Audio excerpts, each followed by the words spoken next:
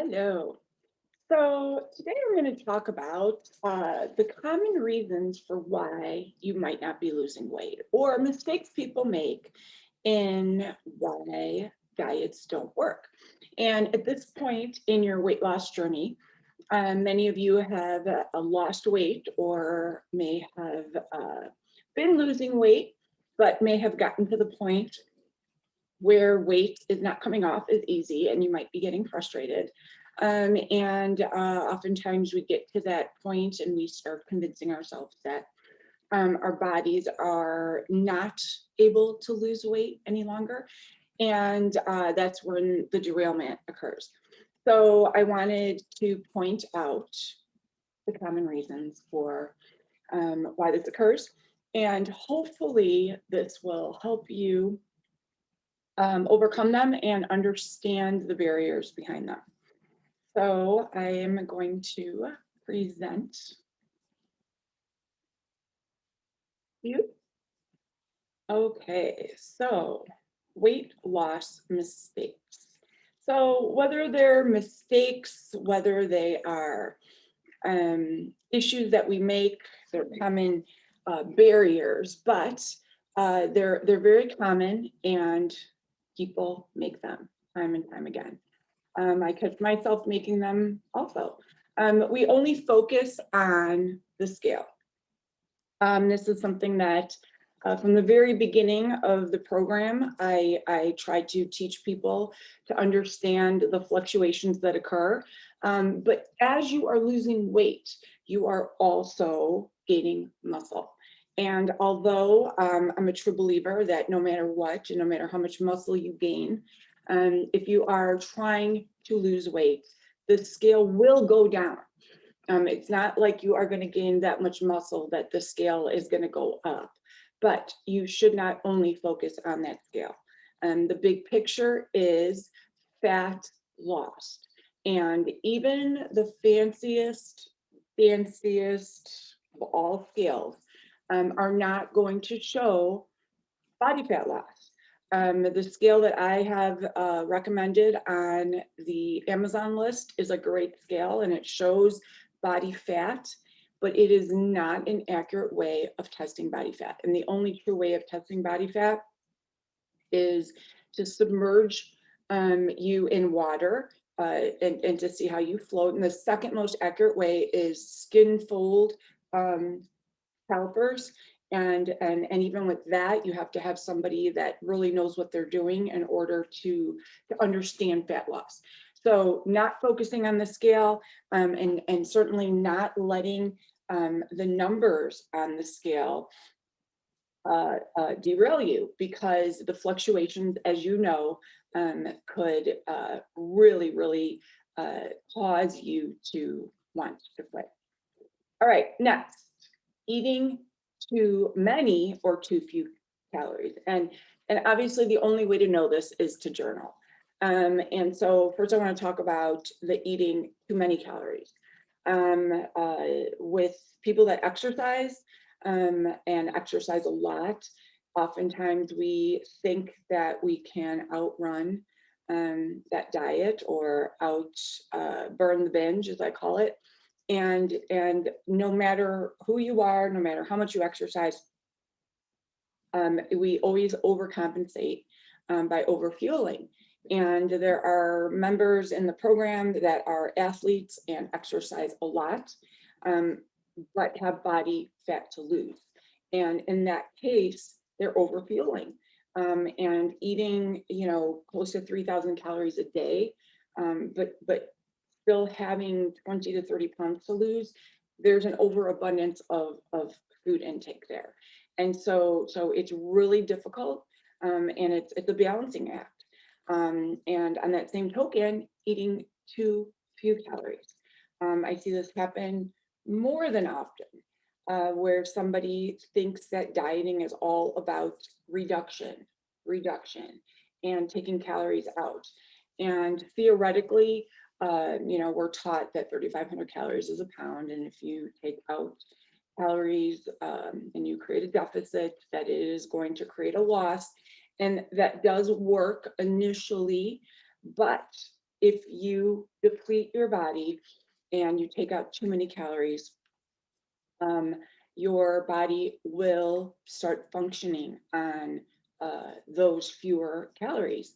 And then it is going to need to survive on just fewer calories, which is going to create a problem. Now, there is a fine line, because I hear this a lot, and it's frustrating for me as a weight loss specialist to hear somebody who has pounds and dozens of pounds to lose say that they don't think they're eating enough, but yet they're not logging.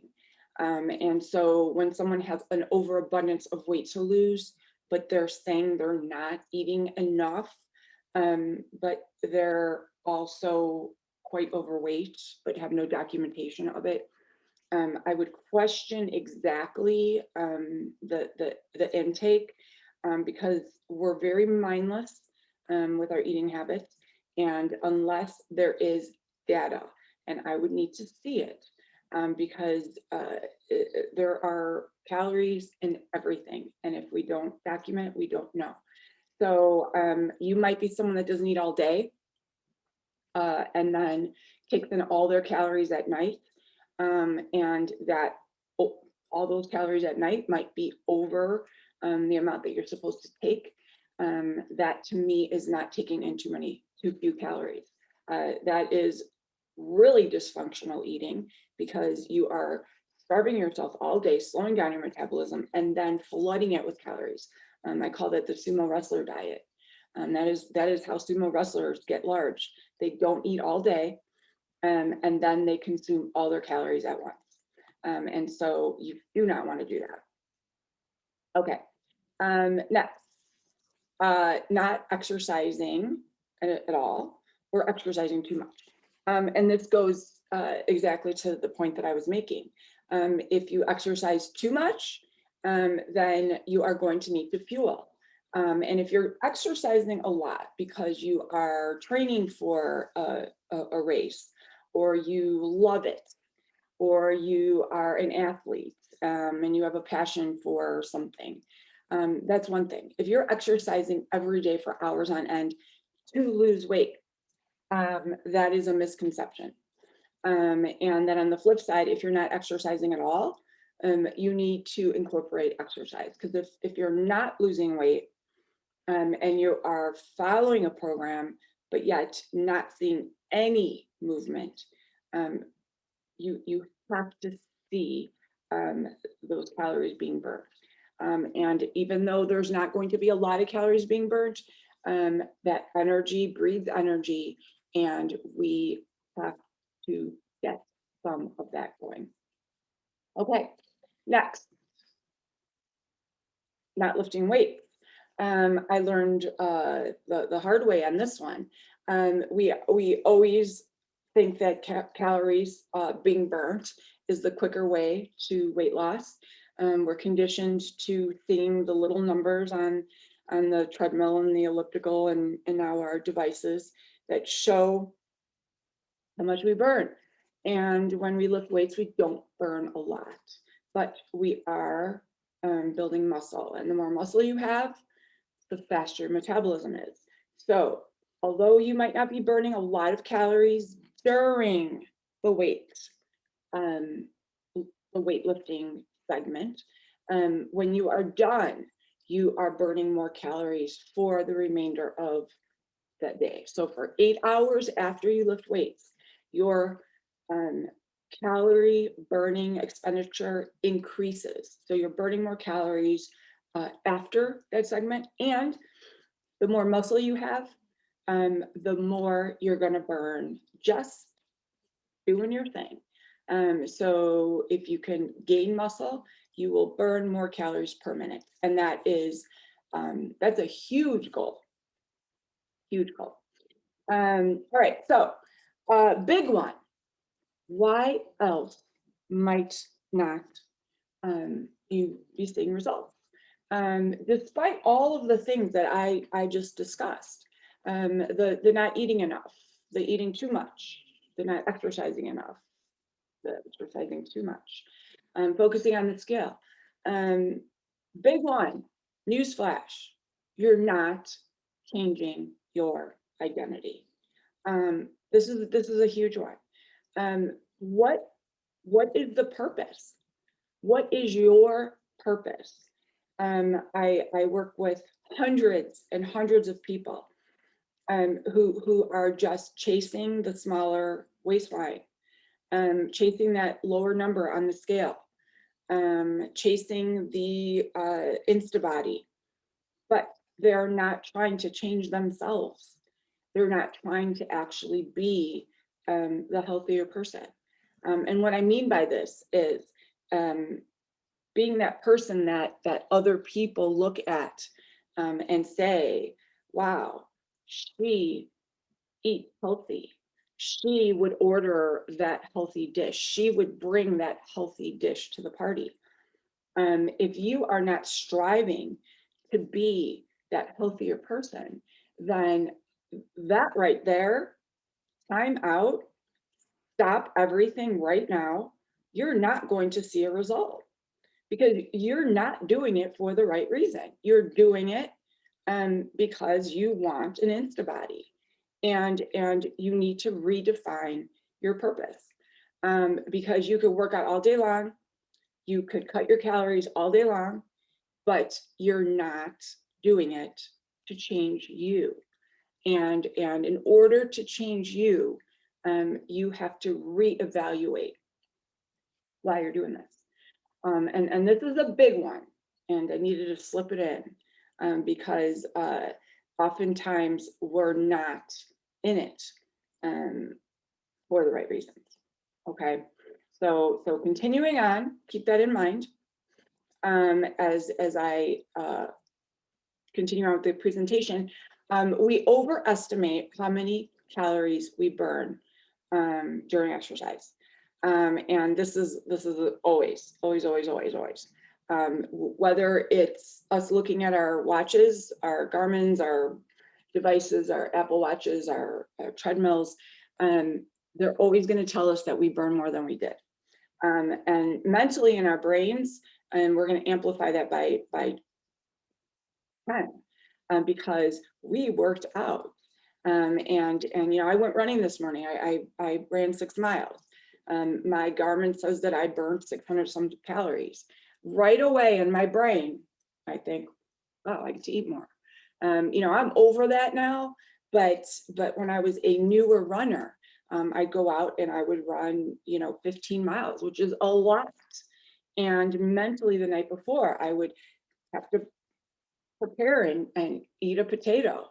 Well, the potato was an average size potato. Later on in my journey, when I was gaining weight, I would put the potato on the food scale, discover the potato was 300 calories. I'd go out the morning of my 15-mile run. I would have a bowl of oatmeal and not measure it, put extra peanut butter on it because I was running 15 miles. During the run, I would eat, you know, sport jelly beans. And then after the run, I'd reward myself by having a blizzard. Well, accumulatively, I'd add up the calories between the potato, the morning oatmeal, the sport gummies, and the blizzard. And I was way over the 1,500 calories that my watch said I burned. And that was assuming that I really burned 1,500 calories. And so I've negated everything that I burned and then some. And to take it to another level, someone that is not as active as a runner, someone that goes to the gym and does, you know, a 30-minute class, or jumps on their Peloton and does a 30-minute spin class and burns 300 calories. You know, that's a slice of cheese and a dollop of mayo on your veggie sub. Ouch. So be mindful. Exercising is not for you to eat it back. It never is, never will be, and never should be, because then you are completely doing the 2-step forward, 2-step back dance, and it's getting you nowhere. All right, macro percentages. Oh my goodness, they don't work. I can't stress enough. I don't know why this is such a complicated thing for people to understand. They don't work. A percentage is exactly what I just said. It's a percentage. Remember in 5th grade when you would take a test, and it would have 5 questions, you would get 1 wrong and it was an F. It's the same thing with this. If you eat one thing of protein in your day, and you go by percentages, it's going to show that you ate 20% protein. That's false. 20% protein, if you only ate one item of protein, it could only be 10 grams. That's so false. We look at grams. And if you're new to the program, you're just starting out with the program, please do not even look at grams until the 2nd month. It's part of the curriculum. I need to teach you from the bottom up. So don't look at macros, don't look at macro percentages, and please do not believe what you read on the internet. All right, so fiber. Those of you that are starting tier 2, we are going to discuss fiber. People don't look at fiber. Sometimes people underestimate the value of fiber. Fiber will help keep you full. It will also absorb calories from sugars and other foods. Also, it will help you go to the bathroom. That's a bonus. But a lot of the foods, in fact, plenty of the foods on the meal plan are very high in fiber, and that's why I don't really talk about it, because it's built in. One avocado has, I think, 12 grams of fiber.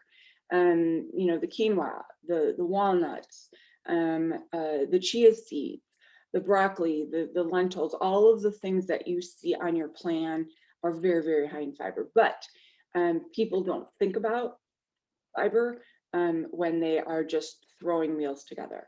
And so when you notice the fruits that I have listed on the plan, they're all the ones that are highest in fiber.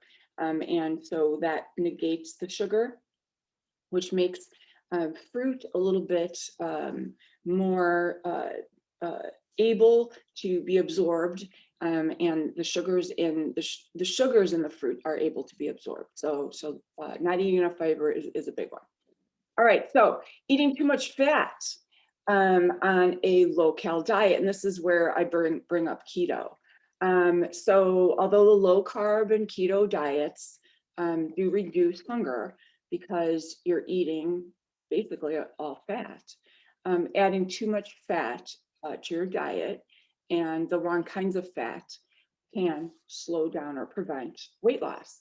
And the kinds of fat that I promote are the monosaturated fats, so the ones that don't coagulate, the olive oils, the olives, the nuts, the seeds, and not eating enough of those also will cause a halt in weight loss. And I've seen this happen far too many times where someone is afraid to eat fat and we implement it against their will. They're trusting the process, and then suddenly they see the fat loss.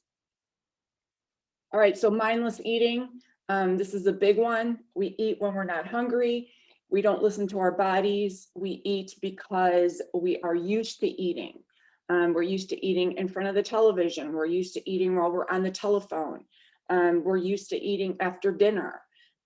We are used to following our historical eating patterns and telling ourselves that you have to eat because it's comfort to you.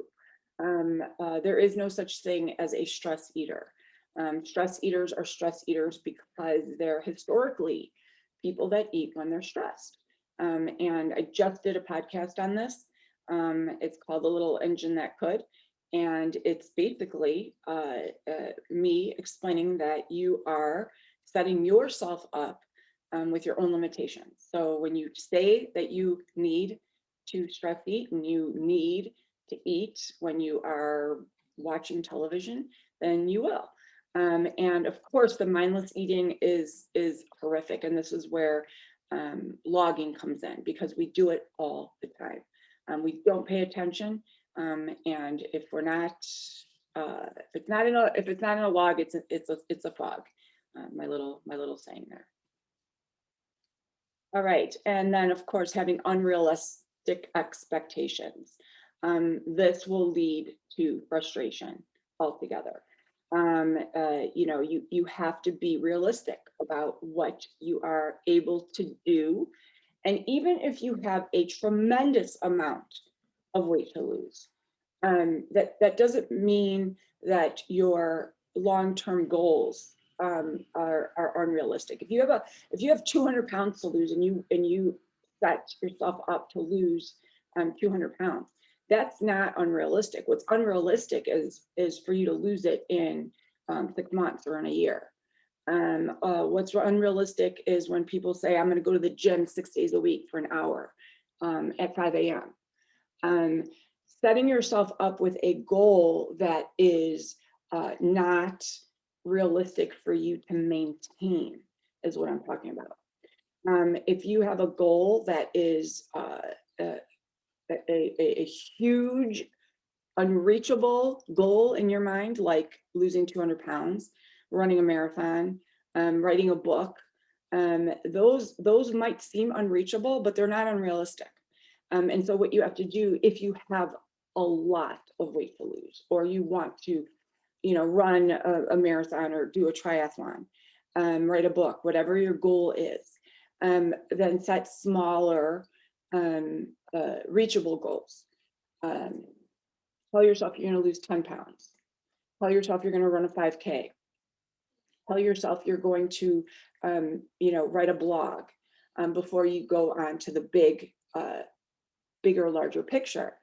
But when I say having unrealistic expectations, what I mean by that are people that say, I am never going to drink a beer again.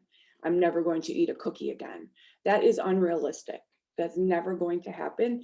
And don't set yourself up with that, because it's probably only going to last you 5 or 6 days. And then you're eating the sleeve of cookies and the entire pizza. And you've done it before. I've done it before. Don't be a fool and set yourself up that way. And of course, my big one, not tracking what you eat in any way. There's no way you will know what you are doing unless you're tracking it. This is the most uncoachable and fixed mindset in people who say that they don't need to log. I hear it all the time. I hear people say, well, I eat the same thing every day. I eat the same thing every day too, but my same thing every day doesn't include the handfuls of almonds I might pick up, or the bites and nibbles of my kids, you know, gummy snacks and sips of their Starbucks lattes that I might take in throughout the day. That is what I'm talking about when I say track everything. I want you to track everything. You eating the same thing every day might not mean that you are measuring that cup of Greek yogurt. It might not mean that you're measuring the almonds that you put on that Greek yogurt, or the agave that you slather on there. There is something to be said about when you're actually logging it. And there is not a soul out there that I have helped that would not agree to it after they've done it. It's an instant weight loss. And so that's a big one. And then of course, drinking your calories, whether it's beer, whether it's soda, whether it is, you know, Gatorade, whatever it is. We oftentimes think if we're not chewing it, that there's no calories in it. And when it comes to alcoholic beverages, and we had too many and we've lost track of them, we don't recall what we have done, and we don't recall what we've drank, we don't recall what we've eaten. So be aware of what you are drinking. It's so counts. Another really big one. we eat something, we think it's healthy, so it's okay. I made a meal last summer. Last summer, I did the vegan uh, diet thing for 6 months. I was experimenting with it for a health reason myself. And I made this amazing quinoa dish. It was quinoa. It had quinoa, it had craisins, it had avocado, it had almonds. I'm missing something else in there. It had, but nonetheless, olive oil dressing. It was to die for. I have a picture of it still. It was, and my serving was not that big, so I knew better. So I calculated it. I put it in Fitness Pal. It was 800 calories for this bowl. There was no way I could bring myself to eat it. 800 calories. I'm sure if I ate it, it would have filled me up and I probably wouldn't have needed to eat for a while, but it was not that much. And it was 800 calories.